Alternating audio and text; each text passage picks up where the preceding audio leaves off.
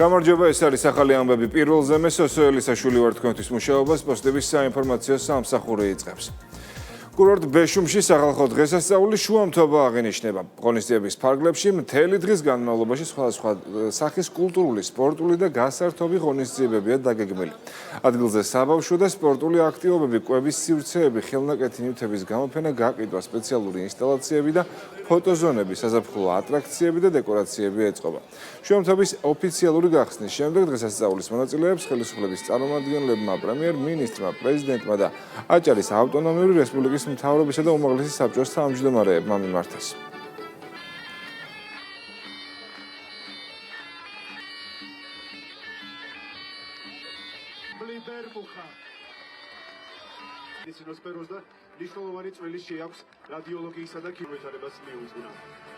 ნამდვილად ხედავთ უწყვეტ ჯაჭვს წარსულსა და მომავალს შორის, ჩვენს ტრადიციებს, ჩვენს კულტურას, ჩვენ ერთგულებას და რა თქმა უნდა ჩვენს სტუმართ მასპინძლობას, რაც განსაკუთრებულად გაღვივებულია მთაში და ჩვენს რეგიონში. მინდა გულითა და სულით უსურვო ჩვენს მთის შვილებს, განსაკუთრებულად იმ ადამიანებს, ვინც წლიდან წლამდე ვიკრიბებით მთაში და ნამდვილად გვაქვს შესაძლებლობა შევაჯეროთ პერიოდი, შევაჯამოთ, აღვნიშნოთ, გაუზიაროთ ერთმანეთს, უსურვოთ წარმატებები, ვიფიქროთ ჩვენი ქვეყნის მომავლისთვის. ასევე ჩავატაროთ სპორტული შეჯიბრებები, გაუმასპინძლეთ ჩვენი მადლიანი აჭარული ნობათით ჩვენს სტუმრებს და უთხრათ, რომ ჩვენ გვიყვარს ჩვენი სამშობლო და ჩვენ გვიყვარს ჩვენი აჭარა. ჩვენ ვხედავთ წარმატებას მთაში და 24 საათ რეჟიმში დაუღალავი შრომით გავაკეთებთ ყველაფერს, რათა მეტი წარმატებული პროექტი იყოს, მეტი დასაქმებული ადამიანი იყოს, გავაძლიეროთ მთა.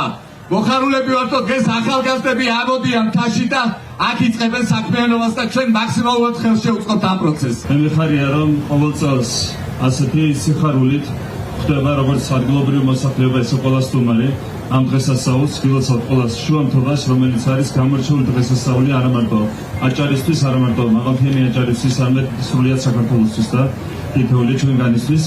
და მე მინდა ალბათ გადაგიხადოთ იმ სიყვარულისთვის, რომელსაც ჩვენ სტუმრებს უზიარებთ ყოველ ჯერზე, როდესაც ჩვენ ამოდივართ მაღალმთიან აჭარაში.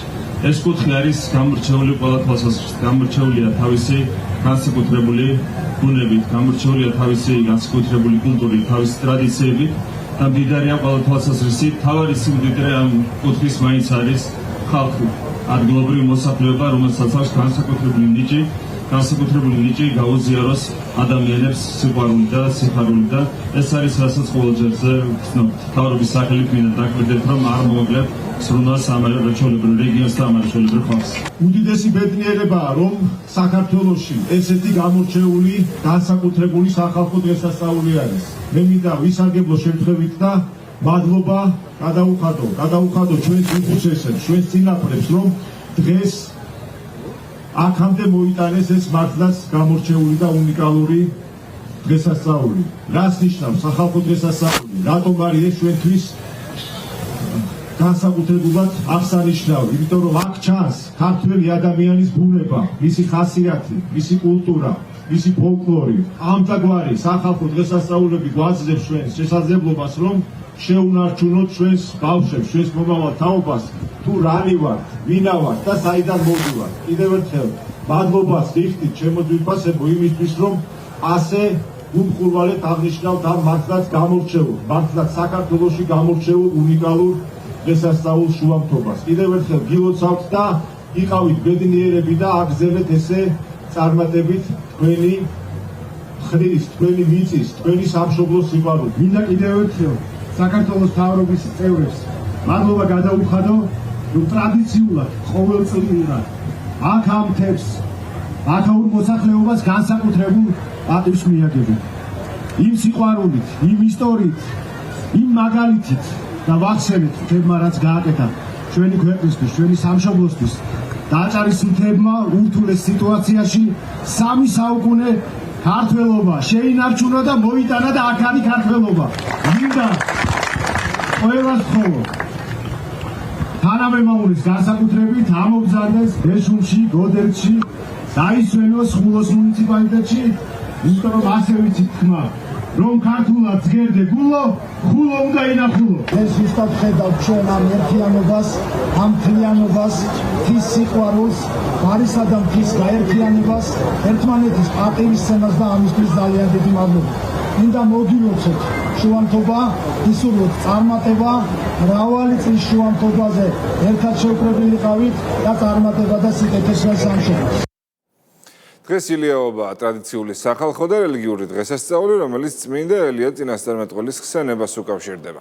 დღესასწაულთან დაკავშირებით ამ წუთებში ყოვლადწმინდა სამების სახელობის საპატრიარქო ტაძარში უწმინდესი და უნეტარესი სრულიად საქართველოს კათოლიკოს პატრიარქი მცხეთა თბილისის მთავარ ეპისკოპოსი და ბიჭვინთისა და ცხუნუფხაზეთის მიტროპოლიტი შიო მესამე წირვას აღავლეს. დღესვე სრულიად საქართველოს კათოლიკოს პატრიარქის ილია მეორის ანგელოზის დღეცაა, რასთან დაკავშირებითაც მისი უწმინდესობა და უნეტარესობა შიო მესამე სიონის საპატრიარქო ტაძარში ნეტარ ხსენებულ კათოლიკოს პატრიარქ ილია მეორის სულის მოსახსენიებელ პანაშვიდს გადაიხდის. ეს არის თითოეული ქართველისთვის ღირსშესანიშნავი დღესასწაული. მოგესალმებათ ყოველთვის ელიაობა იყო დაკავშირებული განსაკუთრებით ჩვენს უსაყვარლეს პატრიარქ და უწმინდეს უნეტარესთან და პირველი შემთხვევა, როდესაც ქართველი ერი ამ დღეზე იმობს მისი მამობრივი სიყვარულის და მამობრივი მზრუნველობის გარეშე, თუმცა შეიძლება ფიზიკურად ის არ არის ჩვენთან ერთად, მაგრამ თითოეულმა ჩვენთანმა ვიცით, რომ თითოეული ქართველის გულში მას აქვს მაღრადიული ადგილი. სრულიად საქართველოს ულოცავთ ყოველდღიურ დღეს ილიაობას, ილია მართლის, ილია პრესბიტერის და ჩვენი უწმინდეს ილია მეორის ანგელოზის დღეს. ღმერთმა გააძლიეროს და დიდ ღვთისმშობელმა გამთლიანოს ჩვენი ერი და სრულიად საქართველო.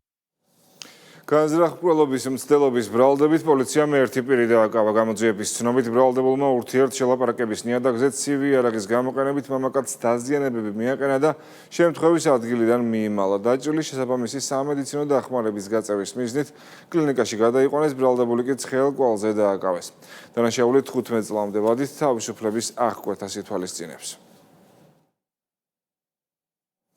პოლიციამ განსაკუთრებით დიდი ოდენობით ნარკოტიკული საშუალების უკანონო შეძენა შენახვის, რეალიზაციის ხელშეწყობისა და ნარკოტიკული საშუალების შემცველი მცენარის უკანონო კულტივირების ბრალდებით სხვადასხვა დროს ბათუმში 5 პირი დააკავა. მათ შორის ერთი საქართველოს და 4 უცხო ქვეყნის მოქალაქეა. ნივთმტკიცების სახითაა ამოღებული 100 გრამი და 127 შეკვრად დაფასოებული მეთადონი, 1 კილოგრამზე მეტი მარიხუანა, 9 კილოგრამამდე ტეტრაჰიდროკანაბინოლი და 8 კილოგრამამდე ნარკოტიკული საშუალების შემცველი მცენარე კანაფი. დანაშაული 20 წლამდე ან უვადო თავისუფლების აღკვეთას ითვალისწინებს.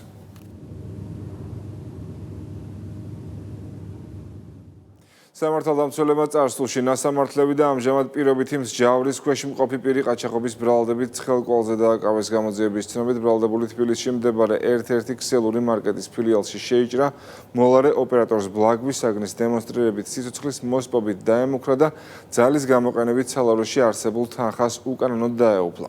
დანაშაული 12 წლამდე ვადით თავისუფლების აღკვეთას ითვალისწინებს. ნაციონალურ მოძრაობაში შიდა დაპირისპირება გრძელდება. პარტიის პოლიტსაბჭოზე თინა ბოკუჩავას არ დასწრებას ანა წითლიძე თანამდებობის შენარჩუნების უბადრუკ მცდელობას უწოდებს. თავის მხრივ კი ბოკუჩავა პოლიტსაბჭოს კვორუმის არარსებობის გამო არალეგიტიმურად მოიხსენიებს. თავმჯდომარეობის მოვალეობის შემსრულებელს წითლიძე პრიორიტეტებს უწუნებს და ამბობს, რომ ბოკუჩავა სააკაშვილის მოწოდებაზე მაღლა ზღვაზე დასვენებას აყენებს. გარდა იმისა, რომ გუშინდელ პოლიტიკური საბჭოს ხდომას არ ვესწრებოდი მე და თქვენ აბსოლუტურად სწორად აღნიშნეთ, რომ ჯერ კიდევ ყრილობის ჩატარებამდე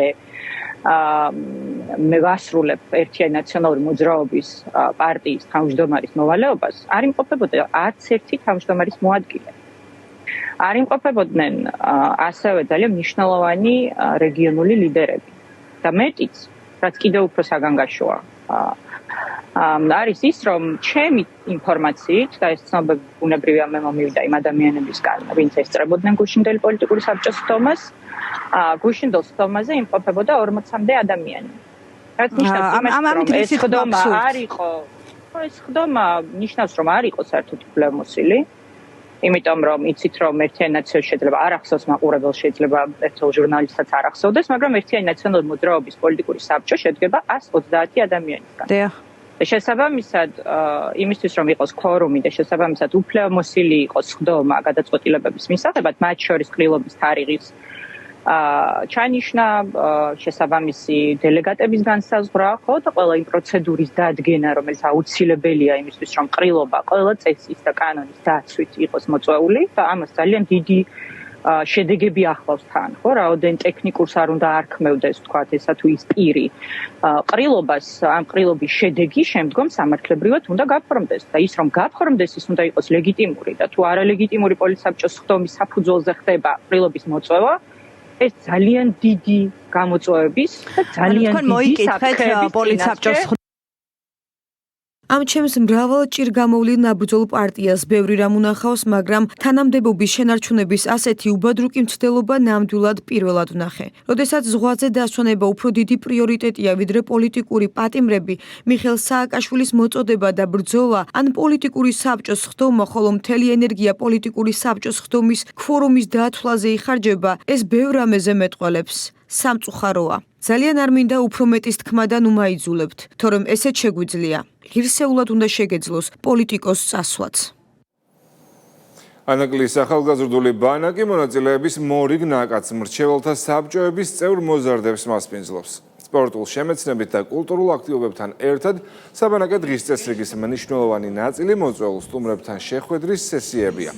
ანაკლის ბანაკი მიმდინარე წელს სრულად განახლებული ინფრასტრუქტურით 720 სკოლის მოსწავლესა და 1920 სტუდენტს უმასპინძლებს.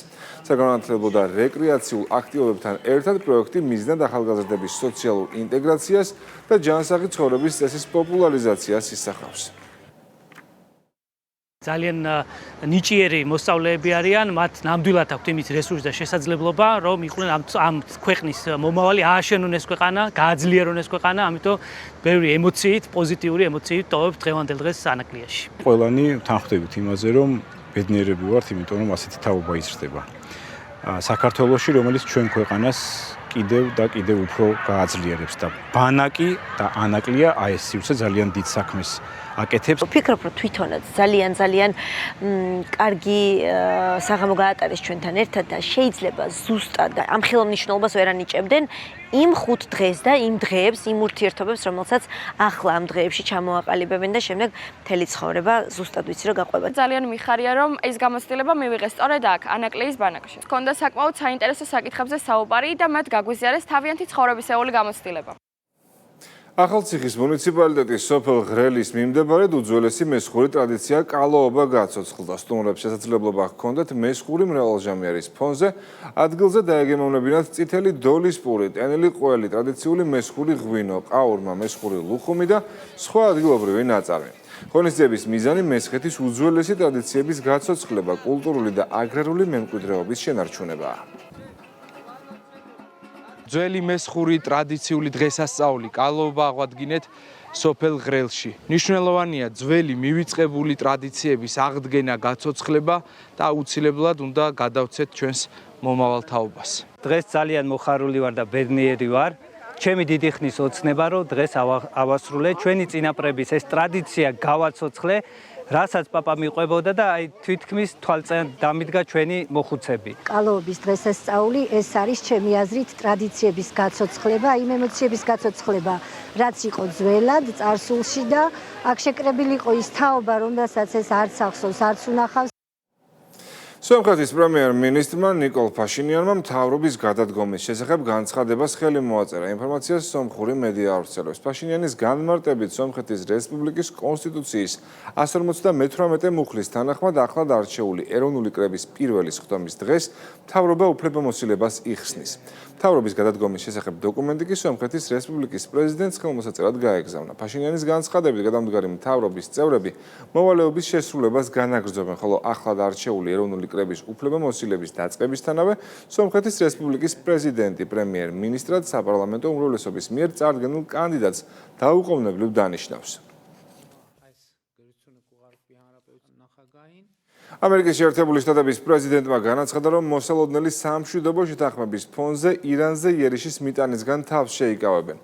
დონალდ ტრამპის განცხადებით შეთანხმების ძირითადი ნაწილი მზადაა, რაც ჰორმუზის სრუტის დაუყოვნებლივ სრულ და უპირობო გახსნას, ასევე ირანისგან მომდინარე ბირთვული საფრთხის აღმოფხვრას მოიცავს. მისივე თქმით, ისრაელი შტატების ამ ვალდებულების შესრულებაში უერთდება.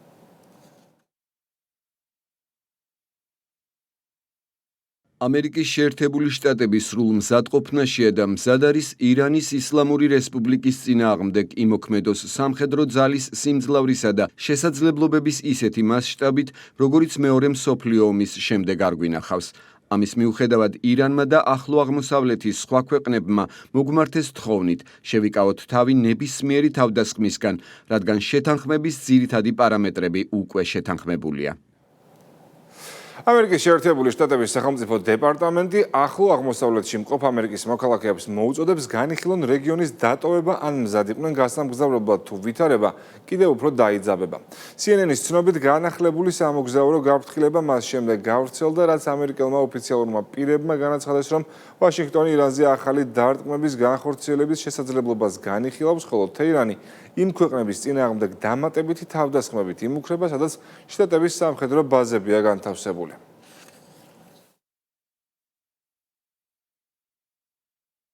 საბერძნეთში, ესპანეთსა და საფრანგეთში ტყის ხანძრებთან ბრძოლა გრძელდება. ინფორმაციას როიტერი ავრცელებს. საბერძნეთში ტყის ხანძრების ლიკვიდაციის ოპერაცია და მოსახლეობის ევაკუაცია მას შემდეგ დაიწყო, რაც ძლიერი ქარების შედეგად ხანძარმა ათენის მიდამოები მოიცვა. საფრანგეთის ვარის დეპარტამენტში ხანძარმა 1000 ჰექტარზე მეტი ფართობი მოიცვა, რის გამოც 2500 ადამიანის ევაკუაცია გახდა საჭირო. ქვეყნის ხელისუფლებამ რამდენიმე რეგიონში საგანგებო მდგომარეობა გამოაცხადა. ესპანეთის დედაქალაქის გარშემო კი ვითარება სტაბილური გახდა, თუმცა მეხანძრეები ლეონის პროვინციაში ხანძრის ახალ კერას ებრძვიან. ეს იყო ახალი ამბები პირველზე, ჩვენ ზუსტად 4-ზე დავბრუნდებით დროებით.